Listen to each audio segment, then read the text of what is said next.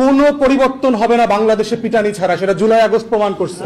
কারণ হাসিনাকে পিটায়া আদানাংটা করে দেশ ছাড়া করতে হয়েছে। এটাই বাংলাদেশ। এখানে ভদ্রতার ন্যূনতম কোনো ইয়ে নাই, কোনো সিম্প্যাথি নাই। এতক্ষণ আপনারা অলওয়েজ অ্যাংরি ম্যান ব্যারিস্টার ফুয়াদের রিয়াকশন দেখছিলেন। আপনার মনে হয়তো এরকম একটা রিয়াকশন জমা হয়ে আছে। এই রিয়াকশনটা আসলে যৌক্তিক কিনা সেই আলোচনায় যাওয়ার আগে আমাদেরকে বুঝতে হবে সচিবালয়ে 3 দিন ধরে যে আন্দোলন চলছে সেটা আসলে যৌক্তিক কিনা।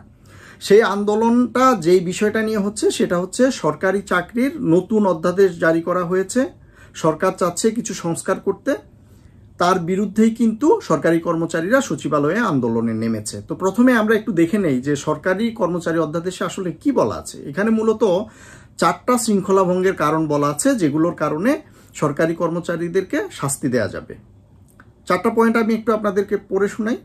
সরকারি কর্মচারী যদি এমন কোনো কাজে লিপ্ত হন যা অনানুগত্যের শামিল। 2 নম্বরে যেটা আছে সেটা হচ্ছে অন্যদের কাজে বাধা অথবা দায়িত্ব পালনে বাধা দিলে। 3 নম্বরে যেটা আছে সেটা হচ্ছে নিজ ইচ্ছায় কর্মক্ষেত্রে অনুপস্থিত থাকলে।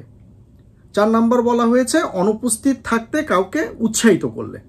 তার মানে এই 4টা পয়েন্ট যেগুলো বলা আছে, এই 4টা পয়েন্টই কিন্তু যে সরকারি কর্মচারীরা তার দায়িত্ব পালন করবে, নিজের দায়িত্ব নিজে পালন করবে এবং অন্যকেও তার দায়িত্ব পালন করতে বাধা দিবে না, এটাই ছিল পয়েন্ট। এবং এই কাজগুলো কিন্তু শুধু সরকারি কর্মকর্তা কর্মচারীদের জন্য নয়।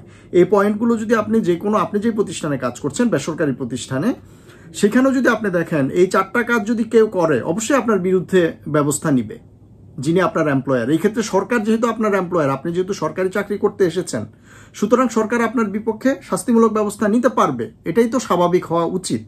কিন্তু সরকারি কর্মচারীরা সেখানে আন্দোলন নেমে গেলেন। আমরা শাস্তির জায়গাটা একটু দেখি। শাস্তির জায়গায় বলা হয়েছে দোষী কর্মচারীকে নিম্ন পদ অথবা নিম্ন বেতন গ্রেডে নামিয়ে দেওয়া যাবে, তার মানে তার পদাবনতি হবে এবং স্যালারি কমে যাবে।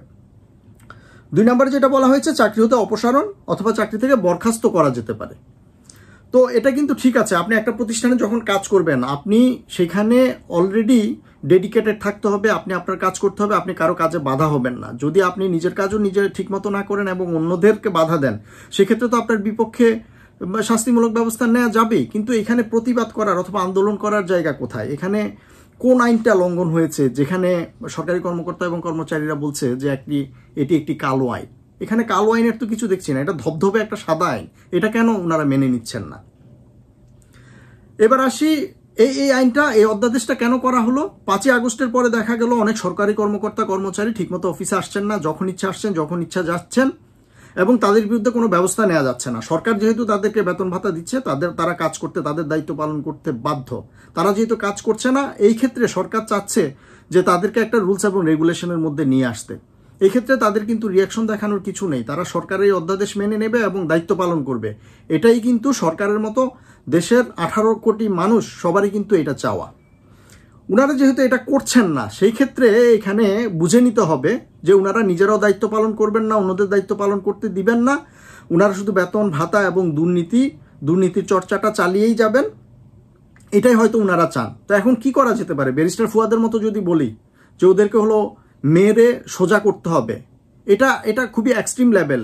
এর আগে যেটা করা যেতে পারে, এখানে যারা আন্দোলন করছে, মেইনলি যারা লিড দিচ্ছে, তাদের সবার ব্যাংক হিসাব টেনে নিয়ে আসা হোক, তাদের আয় ব্যয়ের হিসাব দেখা হোক, কোনো রকম কোথাও কোনো অসামঞ্জস্যপূর্ণ আয় আছে কিনা। তারপরে তাদের ব্যাকগ্রাউন্ড চেক করা হোক, তারা কত সালে চাকরিতে যোগ দিয়েছে, এখানে স্বৈরাচার সরকারের আমলে যোগ দিয়েছে কিনা, এবং স্বৈরাচার আমলে যোগ দিলে কোনো অনিয়মের মাধ্যমে, কারো সুপারিশের মাধ্যমে সরকারি চাকরি পেয়েছে কিনা, শুধুমাত্র আওয়ামী লীগ ব্যাকগ্রাউন্ডের কারণে চাকরি পেয়েছে কিনা, এই ব্যাপারটা খুঁজে বের করা হোক। আর শুরুতেই যেটা করা যেতে পারে সেটা হচ্ছে এই মুহূর্তে যদি তারা আন্দোলন বন্ধ না করে, তাহলে সামনে যে ঈদ আসছে, ঈদে তাদের বেতন বোনাস এগুলো বন্ধ থাকবে। এখন যেহেতু অধ্যাদেশ অলরেডি জারি হয়ে গেছে, সরকার যেটা করতে পারে সেটা হলো প্রথমেই একটা ডেডলাইন বেঁধে দিতে পারে যে আগামী 3 দিনের মধ্যে যারা এই অধ্যাদেশ মেনে কাজে যোগ দিবে না তাদেরকে বরখাস্ত করা হবে। সামনে ঈদ আসছে, ঈদের সময় তারা বেতন বোনাস কিছুই পাবেন না। সরকারকে হার্ড লাইনে যেতে হবে, সরকার কঠিন হস্তে এই ধরনের যে বিশৃঙ্খলা সেটাকে নিয়ন্ত্রণ করতে হবে। 5ই আগস্টে 2000 মানুষের প্রাণের বিনিময়ে যে নতুন বাংলাদেশের স্বপ্ন আমরা দেখছি, সেখানে এই ধরনের বিশৃঙ্খলা এবং দুর্নীতির যে অপার সম্ভাবনা টিকিয়ে রাখার যে ব্যবস্থা, সেটাকে আমরা আর চলতে দিতে পারি না। যদি সরকারি কর্মচারীদেরকে নিয়ন্ত্রণ করতে না পারে, ছাত্র জনতা এগিয়ে এসে এর মোকাবেলা করবে। এর আগে আনসার বাহিনীও কিন্তু বিশৃঙ্খলা সৃষ্টি করার চেষ্টা করেছিল সচিবালয়ে, তখন কিন্তু সার্জিস, নাহিদ এবং হাসনাতরা গিয়ে কিন্তু এটাকে প্রতিহত করেছিল। সরকারি কর্মকর্তা এবং কর্মচারীদেরকে আমরা মনে করিয়ে দেব যে এই ধরনের পরিস্থিতি যেন করতে না হয়। আজকে যদি তারা বাসায় ফিরে যাওয়ার সময় ছাত্ররা যদি তাদেরকে আক্রমণ করে, কেউ কিন্তু তাদেরকে বাঁচাতে পারবে না। সুতরাং তারা যা করছেন সেই ব্যাপারটা বুঝে শুনে করতে হবে এবং কোনো ধরনের সংস্কার যেন বাধাপ্রাপ্ত না হয় সেই ব্যাপারে তাদেরকে অবশ্যই সচেষ্ট থাকতে হবে। এ ব্যাপারে আপনাদের যদি কোনো মতামত থাকে তাহলে কমেন্ট করে জানাতে পারেন। দেখা হবে পরবর্তী ভিডিওতে। ধন্যবাদ সবাইকে।